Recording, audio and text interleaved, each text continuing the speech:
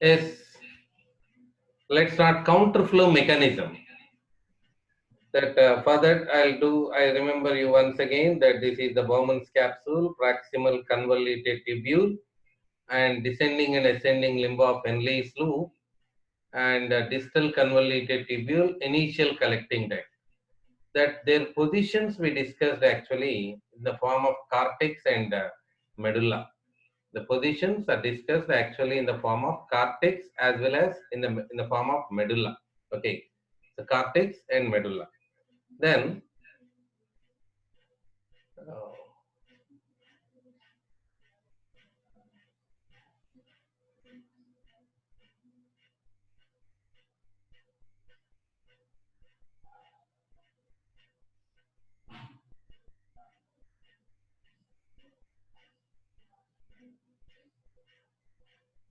let's go to the topic.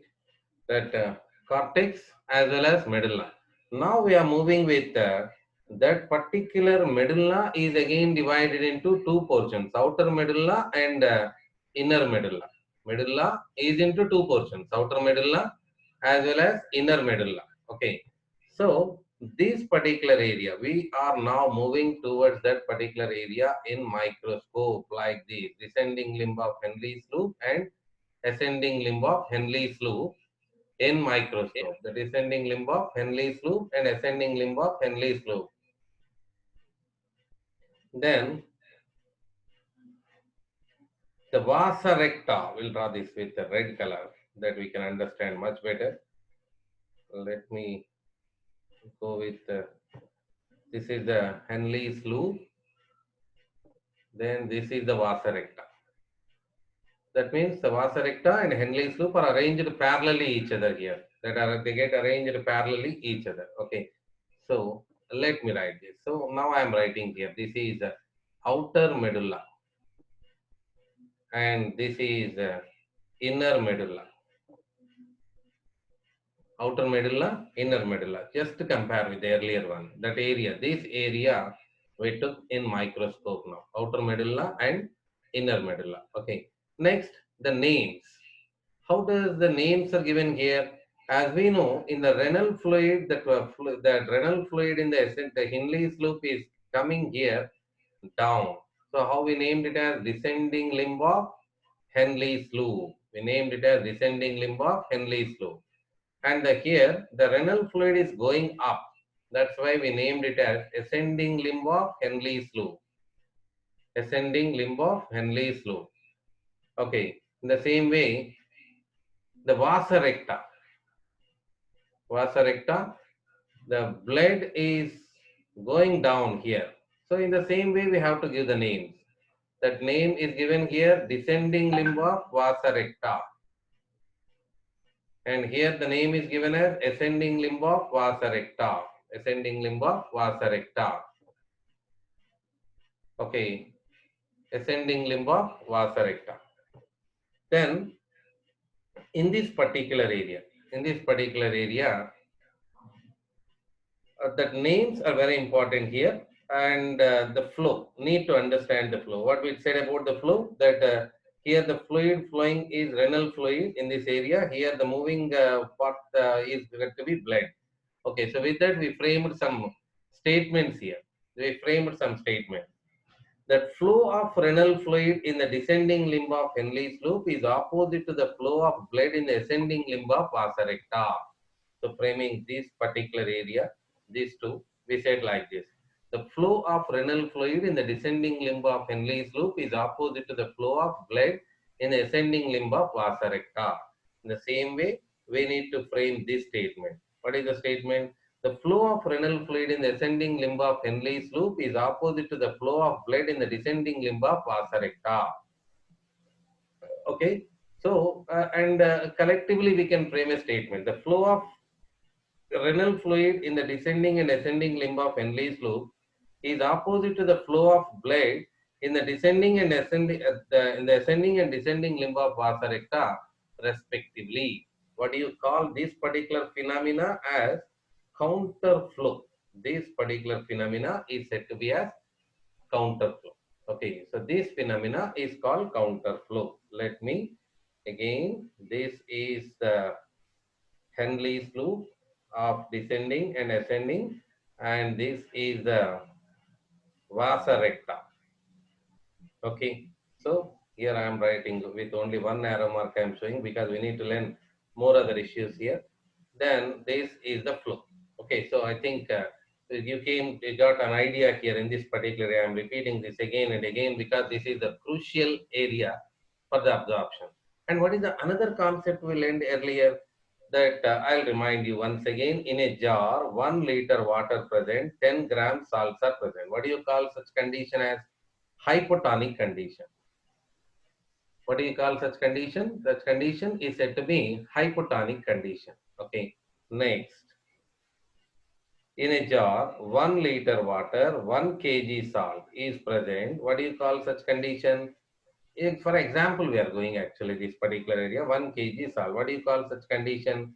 Is said to be hypertonic condition. Okay, so hypertonic condition is said to be as having less water. That's why it attracts water.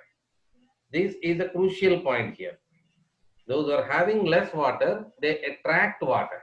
So how do you say that is having less water? Less water means that more amount of salts. Okay. So can you make this particular hypertonic condition into hypertonic? Is it possible? Yes, definitely it is possible. How? Then if I increase the amount of salts entering into this particular jar, that means the 100 grams and 1000 grams, that if I increase the salt here and if I remove the water, anything can be. Either you may add the salts or either you may remove the water. That it turns from hypotonic to hypertonic and it also starts attracting the water. That means the only sentence, only statement you need to remember is, only statement you need to remember is the hypertonic condition attracts water. What is hypertonic condition? What is hypertonic condition means having more salts, less water. Being a particular fluid which is having more salts and less water, it attracts water. This is the phenomena that to understand the counterflow mechanism. So let's go back to the counterflow mechanism. Here I am introducing one more, initial collecting duct. You may know that initial collecting duct which DCT opens and that is seen in both cortex and medulla. Okay, so that initial collecting duct I draw. Okay, so initial collecting duct. Wait, some are in waiting room.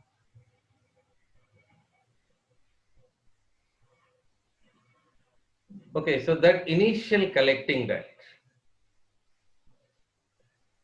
is also giving some unique participation in the counterflow mechanism. So now moving here, in the ascending limb of Henley's loop, what we said in the ascending limb of Henley's loop, what is going to be absorbed into the medullary fluid? So I am writing here, this is outer medulla and this is inner medulla, outer medulla and inner medulla. Okay, so what can be expected here? Absorption of sodium chloride, isn't it? Absorption of sodium chloride. Sodium chloride is going to be absorbed into the medullary fluid from the ascending limb of Henle's loop. I do remember you again, as we said, that in the urine formation, ascending limb of Henle's loop is impermeable to water and more permeable to ions. So that's what I am showing here. The major is the sodium chloride. So that's why I'm showing that particular sodium chloride to you. So the sodium chloride absorption is possible here like this. Sodium chloride which is absorbed into the medullary fluid, where it go? It go into the descending limb of vasa recta. What do you call this particular as? Descending limb of vasa recta. So the descending limb of vasa recta. In the descending limb of vasa recta, that the sodium chloride ions are going to be added over. From the collecting duct, what is supplied over? Urea. The urea and sodium chloride is getting supplied in the descending limb of vasa recta. Okay. So with this, what you can say? You can frame a sentence here. You can frame a sentence. The concentration gradient the concentration gradient of descending limb of vasa recta. See here, our approach is only through the vasa recta, that our statements of text or any other examination based on the vasa recta here. So now I am asking, we have a question here. What is the question? The concentration gradient of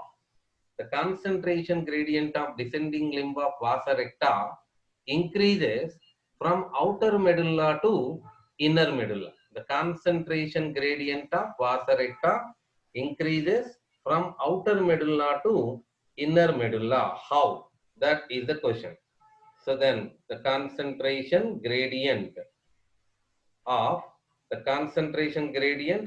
descending limb of vasa recta increases from where to where? From outer medulla to inner medulla. Okay, so from outer medulla to inner medulla. Why? This is the question in 2019 on this particular basis. Of this particular basis, we got the question actually.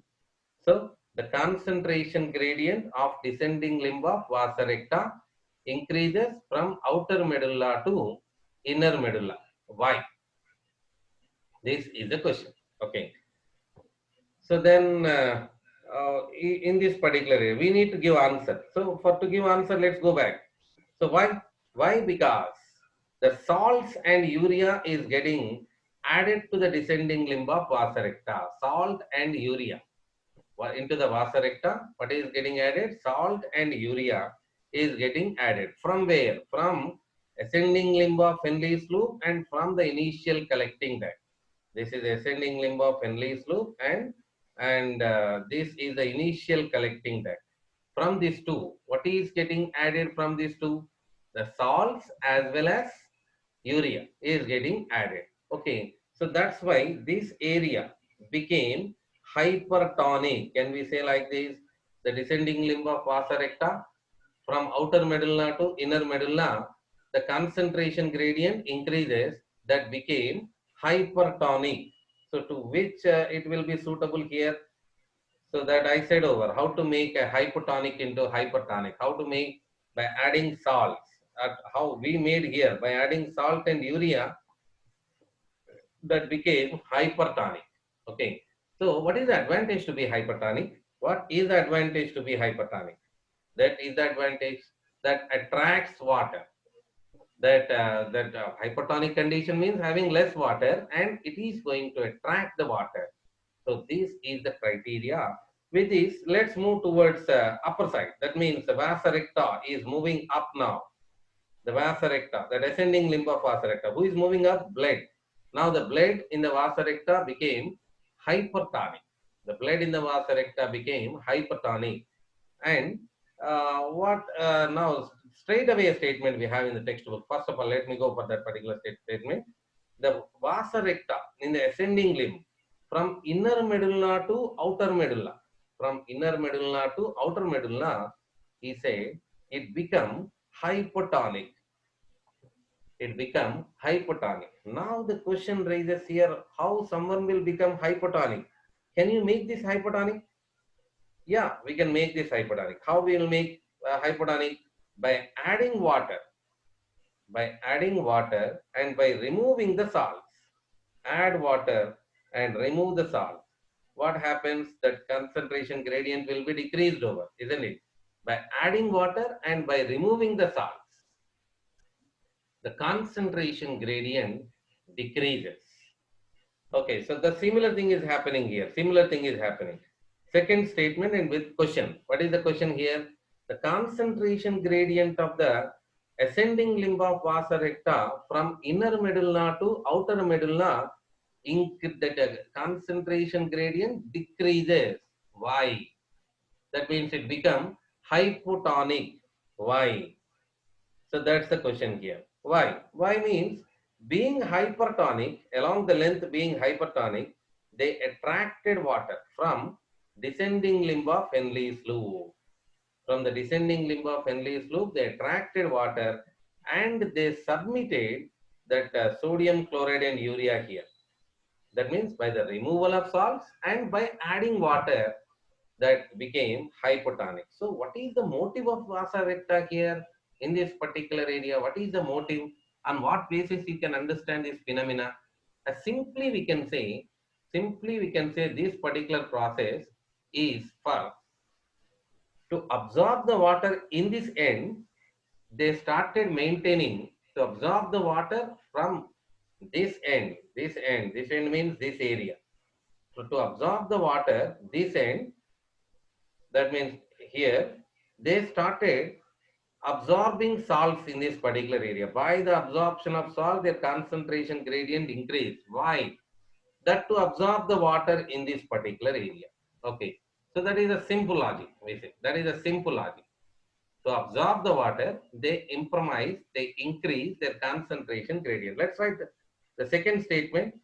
The concentration gradient, the concentration gradient of the concentration gradient of ascending limb of the concentration gradient of ascending limb of vasa recta, the concentration gradient of ascending limb of vasa recta decreases. The concentration gradient of ascending limb of vasa recta decreases from inner medulla to outer medulla. From inner medulla to outer medulla. This is the question. With these two questions, actually, the total the counterflow mechanism will be over. Only two questions we have, and we got one question in 2019 Neet. Okay. So what is the question here? The concentration gradient of ascending limb of vasa recta decreases from inner medulla to outer medulla. Why? Inner medulla to outer medulla. Why? Okay, so that is the question here. That is the question. Okay, then let's talk about this particular phenomena. The concentration gradient of ascending limb of vasa recta decreases from inner medulla to outer medulla. Why? That we have answer. Inner medulla to outer medulla. Why? That what is the answer for us? The concentration gradient is decreased because that it absorbs water from where? It absorbs water from descending limb of Henle's loop. From the descending limb of Henle's loop, it absorbs water and it gives salts and urea. It gives salts and urea to descending limb of Henle's loop. So that this answer and question both are based upon that particular the phenomena. What do you say about vasa recta? Okay, so we are asking questions on vasa recta. We are giving answer to the vasa recta. Vasa recta. Why your concentration gradient decreases from inner medulla to outer medulla? This is the question actually. That why your concentration decreases from inner medulla to outer medulla. So this is the question. So why? Why? Because I absorbed water and I removed the salts. I absorbed water and I removed the salts. This is the answer. Okay. So now, if we ask the same, the concentration gradient of descending limb of vasa recta increases from cortex to the medulla. From the cortex to the medulla, the concentration gradient is increased. Why? That means it absorbs salt and urea from the descending limb of from the ascending limb of Henle's loop and initial collecting that. Then the concentration gradient of ascending limb of vasa recta decreases from the outer medulla to inner medulla. Why? Why means that it absorbs water from the descending limb of Henle's loop as well as it returns urea to the descending limb of Henle's loop. This is the counterflow mechanism. We need to frame the statements and we need to go through that particular phenomena. I request a particular person who drawn this line just to please erase that particular line if it is not done intentionally.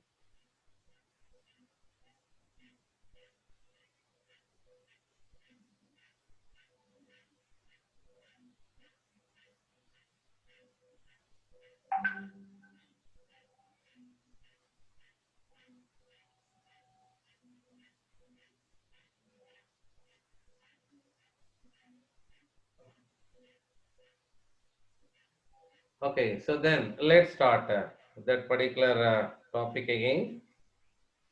Fresh beginning. This is very important. After the completion of the class, you people need to do the practice of this particular statements. You need to write that immediately. If you write the statements, that will help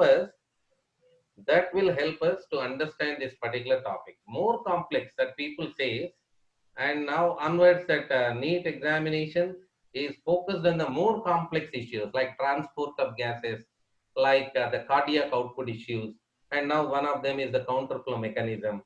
Okay, so that's why the getting concept in this particular area is very important. Primary effort make us to get much better, and no need to repeat this, revise this again and again. After all, this particular session, you no need to repeat, but you need to write in your own words here.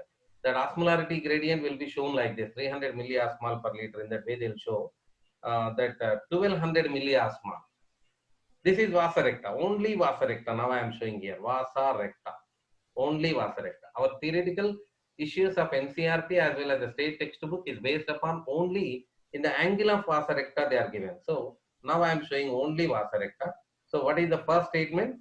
The concentration gradient in the descending limb of vasa recta, the blood concentration gradient of the descending limb of vasa recta, this is the descending limb of vasa recta, is increased from where to where? Address they are given. From where to where?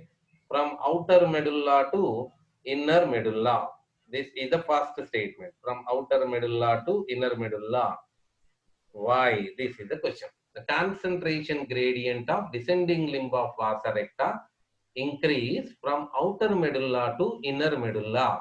Why? What is the answer? Answer will show in a clear way that what is getting added here. This is the question, isn't it? 300 to 1200. So I am going to draw the distal convoluted tubule as well as initial collecting duct. We'll write the names for them, DCT and initial collecting duct. What is added from there? Distal convoluted tubule to the particular vasa recta. This is descending limb of vasa recta. We are talking about the concentration gradient. From the distal convoluted tubule, sodium chloride is added. And from the initial collecting duct, urea is added. See, the urea we are using to increase the concentration gradient. So that's why it may reaches maximum. Maximum, what do you show? 1200 milliosmol. So now we can say it became hypertonic. Increasing concentration gradient means became hypertonic. We can say that became hypertonic. We can say.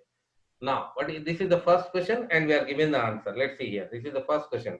Why concentration gradient of descending limb of vasa recta increases from outer medulla to inner medulla? This is the question. Okay. What is the answer? Answer is it became hypertonic or concentration gradient increased because from the DCT, from the initial collecting duct, the sodium chloride and urea is added along the length of descending limb of vasa recta. This is the answer. Now, if we ask ourselves, that the statement we don't have in the text here, if we ask ourselves, what will be the answer here? That means why it has done like this, why it became hypertonic, why it became hypertonic. We have answer: to attract water. What's the problem here in this area? Not clearly explained in the textbook. That's why I'm trying to make it much and much clear. To attract water. In this end, to attract the water, they started making themselves from this particular end, descending limb of vasa recta from outer medulla to inner medulla. Okay. Whether they did or not, that we have to see. Whether they did or not, that for that we need to say here the 1200 milliosmol we get started in the inner medulla. Now we are talking about the ascending limb of vasa recta. This is the ascending limb of vasa recta. And what is going to flow here? This is blood. Vasa recta is having blood, isn't it? In the ascending limb of vasa recta. Okay, so now I am showing the arrow mark here. What's happening here? That 1200 to 300. That means the concentration gradient of vasa recta in the ascending limb is decreasing from inner medulla to outer medulla. From inner medulla to outer medulla, the concentration gradient decreases. Why? Now this is the question. The concentration gradient decreases. Why? Answer. Our answer for that. Why from 1200 to 300 or hypertonic to hypotonic it became. The blade will reaching towards this. Why it became hypertonic condition to hypotonic condition? That we need to answer. For that I am going to draw the descending limb of Henry's loop. This is the descending limb of Henry's loop. So why? For that answer is to absorb water. To absorb water only, they maintain hypertonic condition. Okay, they maintain hypertonic condition. Did they get water? Yeah, ultimately. Okay, so they get water here. Okay, they obtained water. Then after obtaining water here, what they need to do? They need to dump that sodium chloride and urea. Otherwise, what happens? Do you know the path of vasa recta, where it go? It will go straight away to the heart, isn't it? Do you remember that particular sequence? Vasa recta, renal vein, post caval vein, we are reaching to the heart and followed by to all over the body. So that's why it's very important to return back that sodium chloride and urea. So they return the sodium chloride and urea and they absorb the water. Because of that, it became hypotonic. From where to where? From inner medulla to outer medulla. From inner medulla to outer medulla, the concentration gradient of ascending limb of vasa recta decreases because it absorbs water and it secretes sodium chloride and urea. It secretes sodium chloride and urea. Okay, this is the question actually. We framed that came in 2019 NEET examination. Any kind of application, if you are well enough today, this is the crucial day we can say for this particular information, the counterflow mechanism we learned today. Then for any kind of application you can answer here, but only I request after the completion of class, you people try to do this back again. Try to make your own statements for this particular here. Try to make your own statements this in this area. What is the advantage being like this? As we said, we remember that this is the medulla and this is the cortex. Talking about the kidney, isn't it? In the case of cortex and medulla, there we are seeing that we have two types of nephrons. What are the two types of nephrons? That cortical nephrons as well as medullary nephrons. Cortical nephrons, medullary nephrons. So we are talking about the juxtamedullary nephrons till the time, isn't it? These are the juxtamedullary nephrons with long Henle's loop and vasa recta is present in them, that we are talking about. These are about only 20% of nephrons are present here.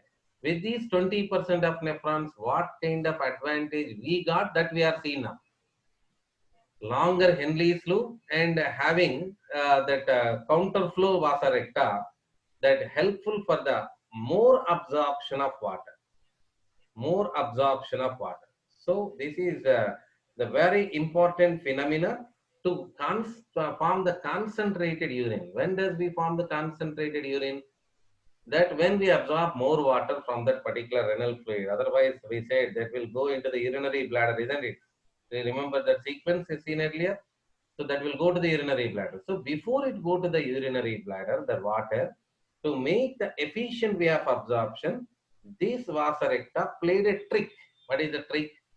It increases concentration gradient along the length of that descending limb of vasa recta from outer medulla to inner medulla, which is helpful for that particular to absorb the water from inner medulla to outer medulla in case of ascending limb of vasa recta. So that criteria will end over. Is it possible if for the cortical nephrons, which their most part is there in the cortex and they have very short Henle's loop, 80 to 85% of the nephrons of the kidney are cortical nephrons only. So that means the advantage, the importance of juxtamedullary nephron, if it is asked over, our answer is counterflow mechanism. Our answer is counterflow mechanism. Longer Henle's loop and longer vasa recta.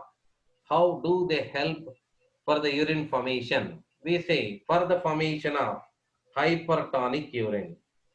For the formation of hypertonic urine. So how does the hypertonic urine is formed? How does the hypertonic urine is formed here? That particular hypertonic urine which is formed here due to the efficient water absorption of the vasa recta from the Henle's loop by maintaining osmolarity gradients. Okay. So now I'll go with the conclusion of this particular topic here. I'll go with the conclusion. What is the conclusion here? That two statements is our conclusion. The concentration gradient of descending limb of vasa recta increases from outer medulla to inner medulla. Why? Should write like this statements. Okay, so for that, before that, you need to go with our regular statement about this particular area. The flow of renal fluid, in the descending limb of Henle's loop is opposite to the flow of blood in the ascending limb of vasa recta. Statement number one. Statement number two. The flow of renal fluid in the ascending limb of Henle's loop is opposite to the flow of blood in the descending limb of vasa recta. Statement number two. Okay. Next, statement number three. That means that is in the form of question. The concentration gradient of the descending limb of vasa recta increases from outer medulla to inner medulla. Why? The concentration gradient of the descending limb of vasa recta increases from outer medulla to inner medulla. Why? Why? Why? What is the answer for you? That descending limb of Henle, that concentration gradient of the descending limb of vasa recta increases from outer medulla to inner medulla. Why? By the absorption of sodium chloride and urea from ascending limb of Henle's loop and distal ascending limb of Henle's loop and initial collecting that. Okay. The same way, we have the next question. The concentration gradient of the ascending limb of vasa recta decreases from inner medulla to outer medulla. Why? This is the fourth one. So I said two statements, two questions. That is counterflow mechanism. The concentration gradient of the ascending limb of vasa recta decreases from inner medulla to outer medulla. Why? Because it absorbs water from descending limb of Henle's loop and it gives salts and urea to the descending limb of Henle's loop. So that's it. Okay. So this is about the counterflow mechanism. This is about the counterflow mechanism. These diagrams will be helpful to you to understand the topic much better, and this phenomena is need to be practiced over. This phenomena is need to be practiced over. We can say key part of the excretory system. We can say this is the biggest and key part of the excretory system. That's why we have taken utmost care to explain this particular phenomena. Okay, so that's it. This is counterflow mechanism, which is supposed to be helpful for the formation of the concentrated urine. Supposed to be helpful for the formation of the concentrated urine. Okay, thank you.